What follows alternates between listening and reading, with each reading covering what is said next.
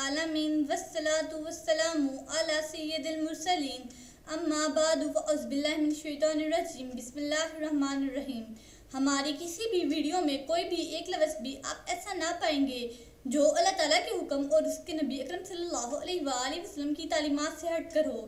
آپ سے گزارش ہے ہمارے ویڈیوز کو آخر تک دھیان سے سنیں، یقیناً آپ کی زندگی بدل جائے گی۔ سرکار دو عالم صلی اللہ علیہ وآلہ وسلم نخلا کے مقام پر رات گزارنے کے بعد مکہ کی تاریک فضاؤں کو جگمگ جگمگ کرنے کے لیے پھر حرم خلیل علیہ السلام کا رخ فرماتے ہیں۔ بعض سیرت نگاروں نے لکھا ہے کہ حضور صلی اللہ علیہ وآلہ وسلم نے نخلا کے مقام پر کئی روز قیام فرمایا۔ دن بھر کے پاپیادہ سفر کے بعد حضور صلی اللہ علیہ وآلہ وسلم شام کے وقت غار ہرا پر پہنچے۔ راستہ میں حضور صلی اللہ علیہ وآلہ وسلم کے رفیق سفر حضرت زید بن حارثہ عرض کرتے ہیں، یا رسول اللہ صلی اللہ علیہ وآلہ وسلم، آپ کس طرح مکہ تشریف لے جائیں گے جبکہ وہاں کے لوگ ہمارے خون کے پیاسے ہیں اور انہوں نے ہمیں وہاں سے نکلنے پر مجبور کر دیا ہے۔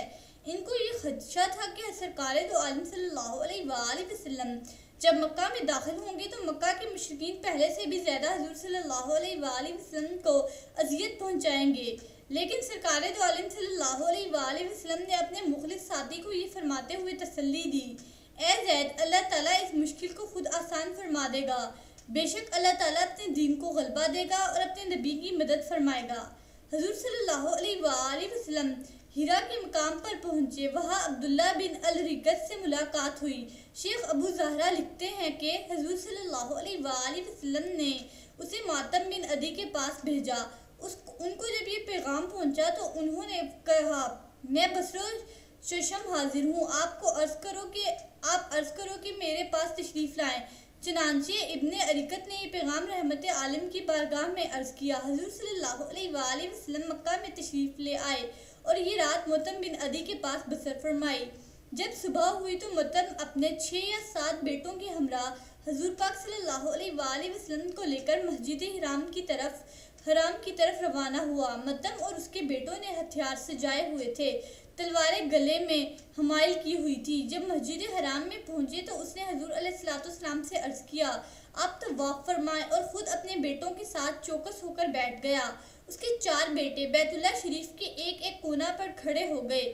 اس کے باقی فرزند تلواریں حمائل کیے ہوئے باپ سمیت مطاف میں موجود رہے، یہاں تک حضور صلی اللہ علیہ وآلہ وسلم نے طواف مکمل کیا۔ متن کے اس مظاہرہ سے تمام اہل مکہ کو معلوم ہو گیا کہ اس نے سرکار دو عالم صلی اللہ علیہ وآلہ وسلم کو پناہ دے دی ہے۔ یہ سن کر ابو سفیان، بعض نے ابو جہل کا نام لیا، ممکن ہے دونوں ہوں، پیچو تاپ کھاتا ہوا متم کے پاس پہنچا اور اس سے دریافت کیا، اے متم، تو نے ان کو صرف پناہ دی ہے یا تو نے ان کی اطاعت قبول کر لی ہے اور مسلمان ہو گئے ہو؟ متم نے کہا، میں نے صرف پناہ دی ہے۔ ابو سفیان نے کہا، تمہیں ڈرنے کی ضرورت نہیں، جس کو تو نے پناہ دی ہے اس کو ہم نے بھی پناہ دی ہے۔ علامہ شیخ محمد ابو زہرہ رحمۃ اللہ علیہ نے یہاں بڑا لطیف نکتہ بیان کیا ہے۔ وہ فرماتے ہیں کہ ابو سفیان نے یا ابو جہل نے یہ سوال پوچھ کر اس بات کی طرف اشارہ کیا کہ اگر تم نے ان کی اطاعت قبول کر لی اور ان پر ایمان لے آئے تو جس طرح وہ ہمارے دشمن ہیں تم بھی ہمارے دشمن ہو اور تمہارے ساتھ وہ سلوک کریں گے جو ایک دشمن کے ساتھ کیا جاتا ہے۔ لیکن اگر تم نے ان کا دین قبول نہیں کیا اور ایمان نہیں لائے بلکہ صرف رشتہ داری کی بنا پر ان کو اپنے جوار میں لیا ہے تو پھر تم ہماری ملت کے فرد ہو، اس لیے ہم تمہارے جوار کو تسلیم کرتے ہیں۔ شیخ لکھتے ہیں کہ حضرت ابو طالب نے اس مسلط کے تحت اپنے اسلام کا اعلان نہیں کیا تھا، کیونکہ اگر آپ اپنے مسلمان ہونے کا اعلان کر دیتے پھر جس طرح وہ حضور کا دفاع کر رہے تھے وہ نہ کر سکتے۔ کئی عظیم ہستیوں کے مسلمان ہونے کے باوجود بھی کفار کا ظلم و ستم جاری رہا۔ حضرت ابو طالب اگر اپنے اسلام کا اعلان کر دیتے تو وہ حضور صلی اللہ علیہ وآلہ وسلم کی حمایت اور دفاع نہ کر سکتے۔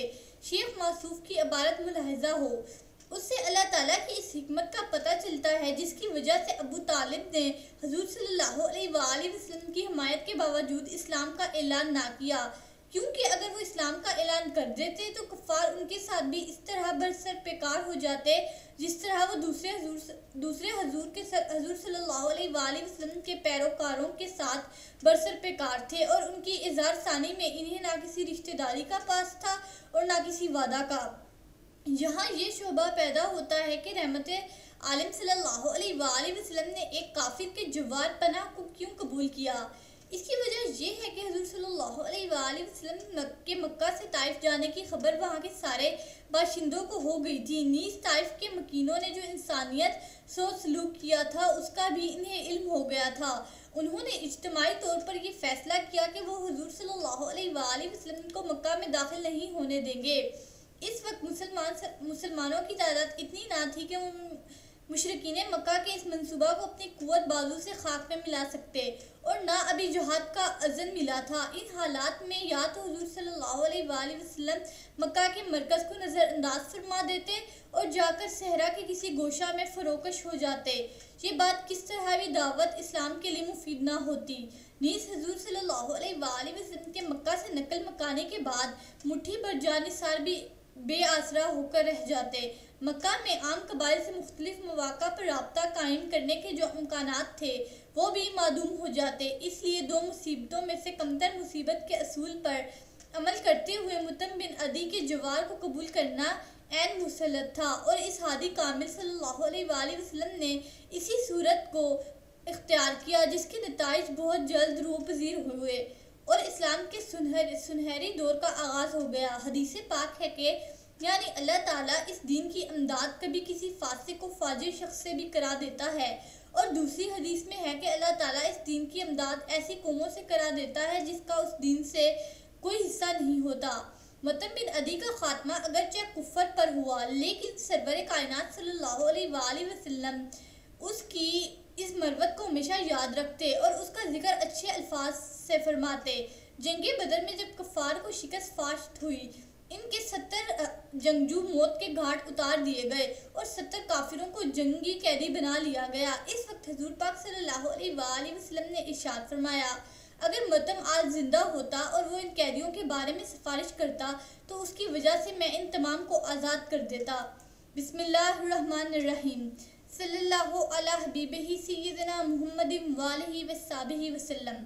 اس درود پاک کے بے شمار فوائد ہیں۔ اس درود پاک کو کثرت سے پڑھنے والے کو دین و دنیا میں کسی چیز کی کمی نہیں رہتی۔ سکون قلب کی دولت سے مالا مال ہو جاتا ہے، دشمن دوست بن جاتا ہے۔ اگر کوئی چاہے دل کی کدورت، کینہ، دل کا میل، بغض، حسد اور اخلاق رذیلہ دور ہو جائیں تو اس درود پاک کو کثرت سے پڑھیے۔ This درود has numerous benefits. There is no lack of anything in the religion and a word for reciters. Peace becomes rich with the wealth of the heart, and enemy becomes a friend. If there is صلی اللہ علیہ وآلہ وسلم۔